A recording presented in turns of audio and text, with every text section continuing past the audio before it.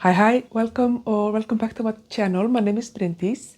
I like to read, and today I'm gonna give you my reading update. Actually, for the last 2 weeks, because last week's video was a tag video, and I have 4 books that I finished, and I'm very excited about them, or some of them at least.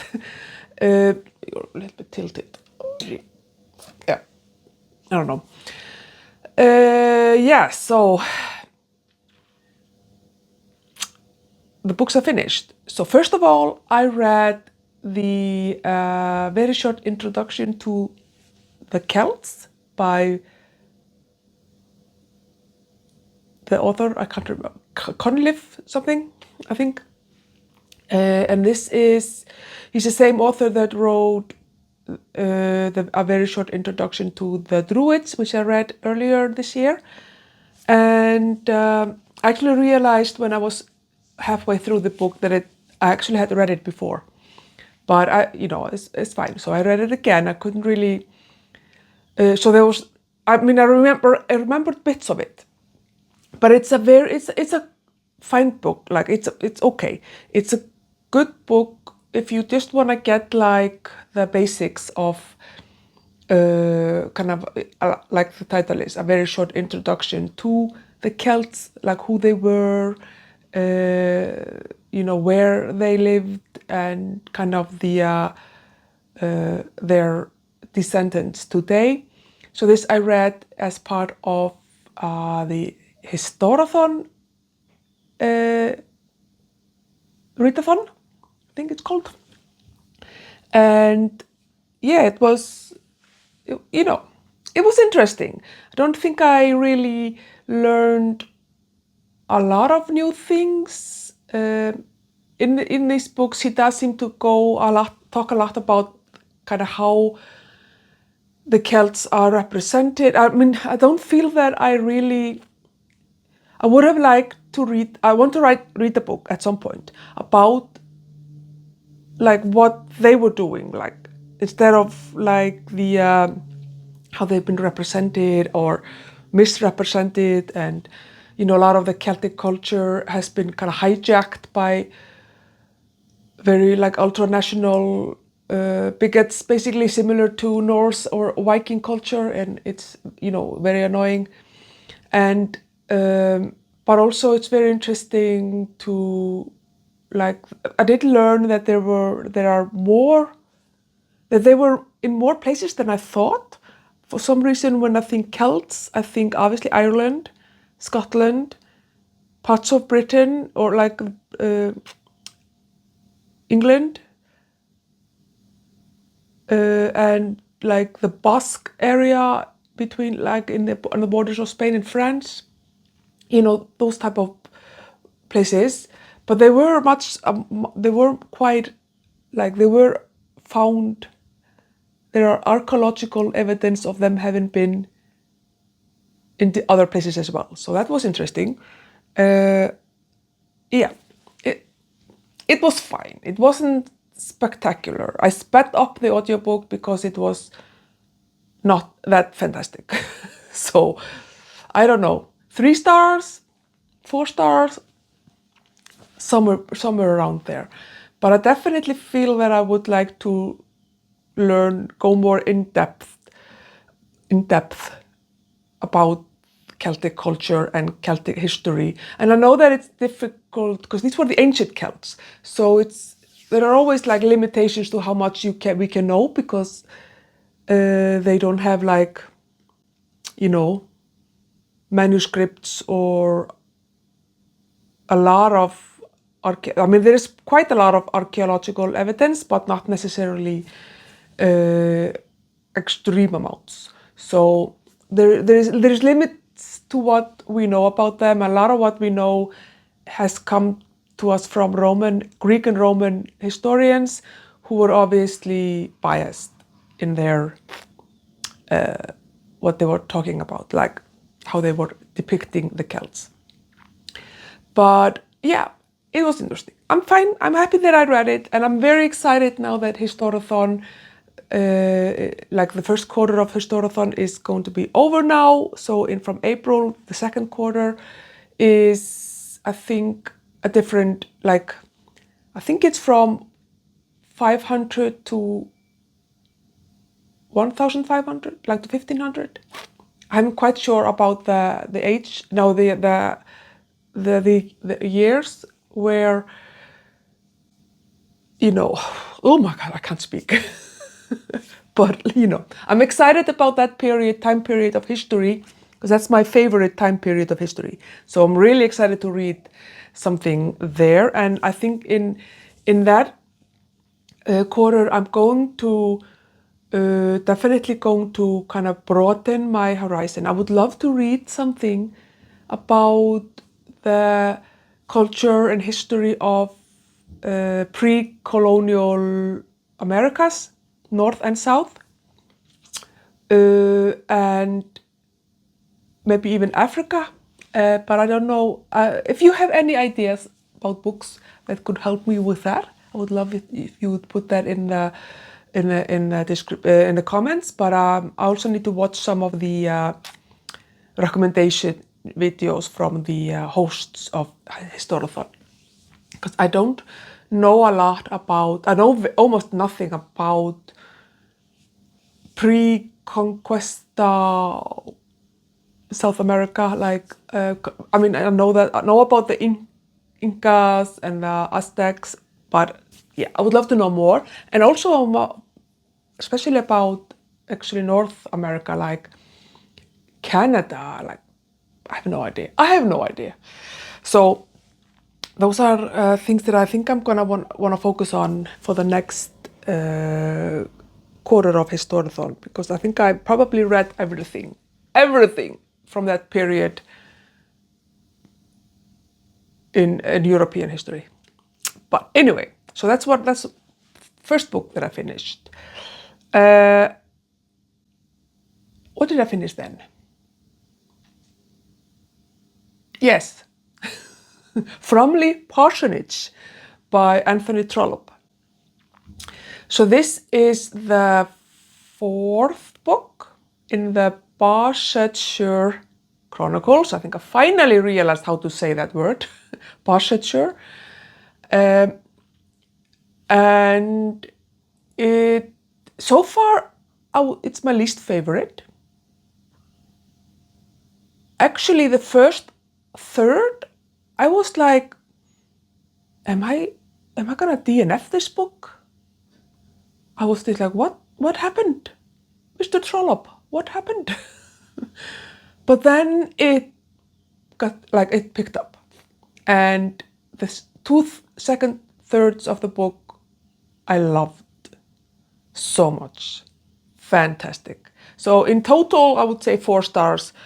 But I don't know, there was something about there was a lot of, one of the characters was very prominent in the first third, and he's a very despicable character, but he kind of not grew on me. He was still despicable, but I kind of felt a little bit more sorry for him as the story progressed. And then of course we had some of the more of the characters from the previous books making an appearance. Dr. Thorne made an appearance.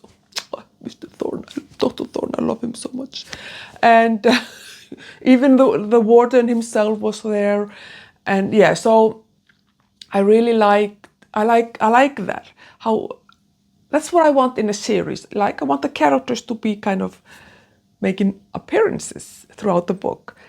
But so basically this book is about the parson, can't remember his name, of course, and his wife, who are kind of their benefactor is Lady Lufton, and then there's his son, Lord Lufton, and there's the guy who is kind of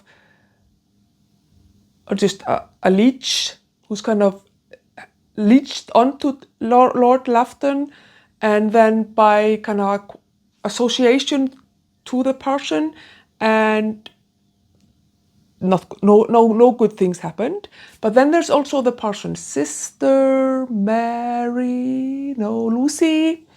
And I remember now what it was in the first third of the book, there is a thing that goes on between a man and a woman, and people are against them, or some people are for them, or whatever, and it felt identical to the situation in Dr. Thorne, with Mary Thorne and him, the guy, and I was just like, there was one moment where I was like, wait, am I reading the other book again? Like I got confused. So it's a little bit too close, it was a little bit too similar. I think that's what was one of the things that I didn't like in the beginning, but no, it really picked on, and I really enjoyed the resolution. I enjoyed the different paths that the characters were going, and like, how is it gonna end? So and Trollope is fun. It's funny. It's not necessarily definitely not as funny as some of the other books so far, but it's definitely worth a read. But not my favorite for sure of the 4 of the Barsetshire Chronicles that I've read so far. So yeah, that was, book number 2 that I finished. The other 2 books that I finished, I have as hard copies, and they are from my shelves, so they are part of my Read What You Own challenge. And first of them is Enter Ghost by Isabella Hamad. Oh my God, this book.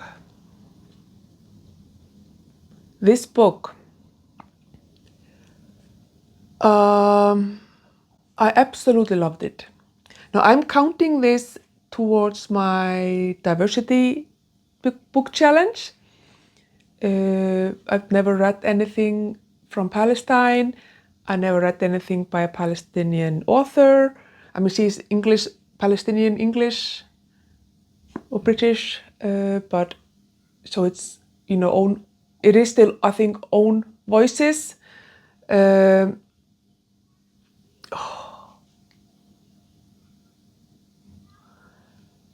She manages to capture the extreme injustice and discrimination and anger and despair and hope that is, the daily life of people there. And it's really interesting, her discussion about hope and connecting that to the arts and like theater, because in this book there is a theater group in the West Bank that is putting on Hamlet by Shakespeare. And the main character here, Sonia, is an actress, Palestinian actress, or Palestinian British actress, but who lives in London and has like a British passport. But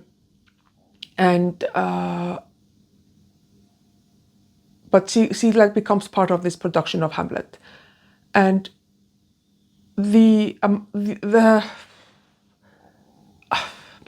it is very powerful, this book, very powerful. But it's not like that, it isn't screaming it, it isn't screaming Palestine good, Israel bad, or anything like that, but it's kind of feels like it's more just saying what's happening, and it then becomes obvious that this is not a good situation at all for anybody, really. Really interesting, the things that I learned here about Palestinians who, when Israel was formed, kind of were living in places that are now Israel, and how they are like 48 inspectors or insiders or something like that, because they are Israeli Palestinians, so they have Israeli passport. And then the West Bankers, and then the Gaza people in Gaza, who are like the bottom of the barrel, basically.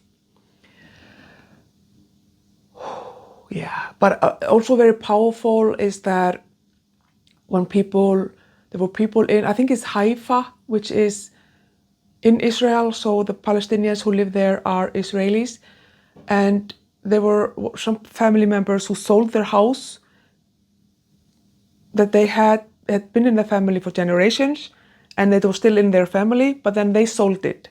And the people who bought it were Israelis. And how that is seen as such a betrayal, because obviously there are, in the settlers are like stealing houses, whatever,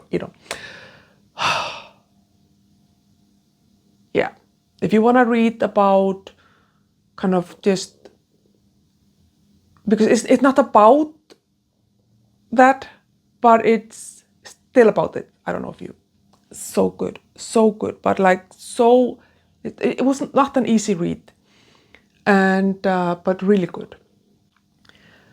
5 stars, like excellent book. And then we get to the book that I just finished yesterday, actually, last night. And it is Project Hail Mary by Andy Weir. And I think I can tell you that this may be like my favorite book of all time, if we like put aside J.R.R. Tolkien. Oh, this book is so good. It's so good. It is hilarious. It is so funny. It's just like so funny.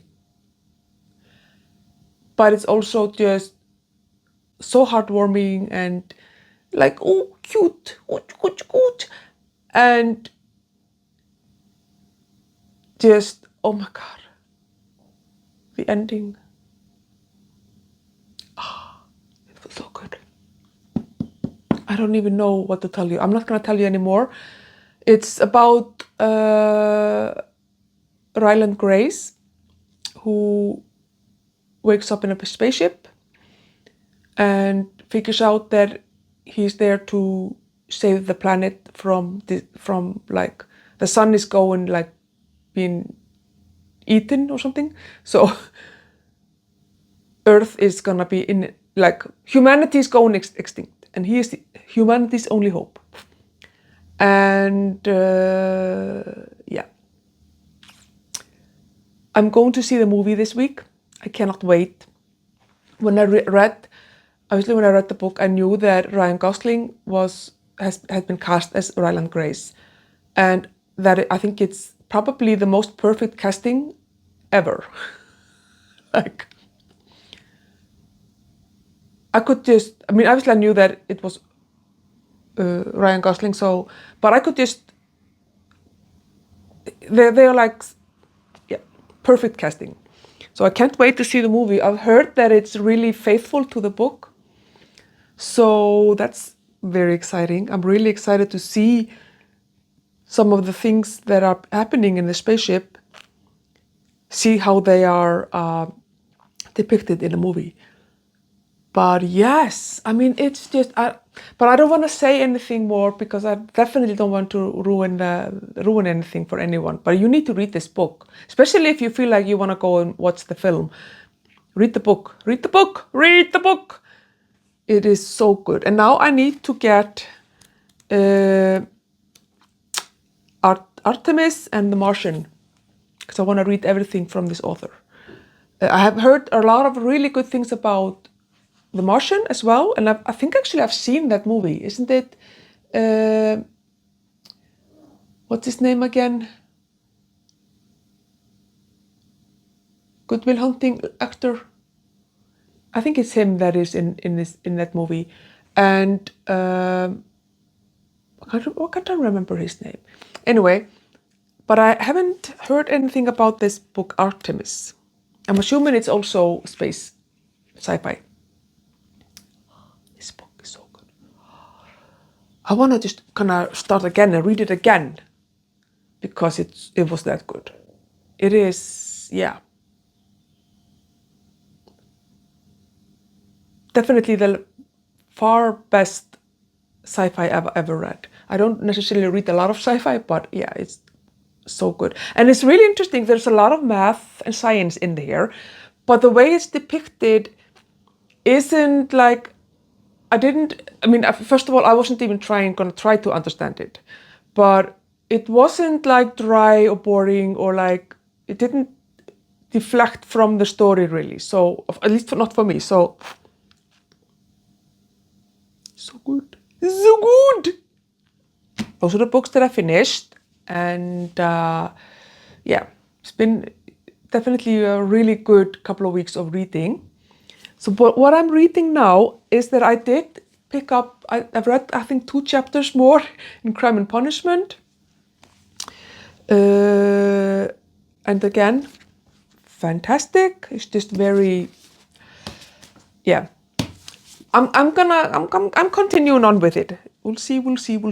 The other book that I've started reading is Charles Dickens, and it's Martin Chuzzlewit.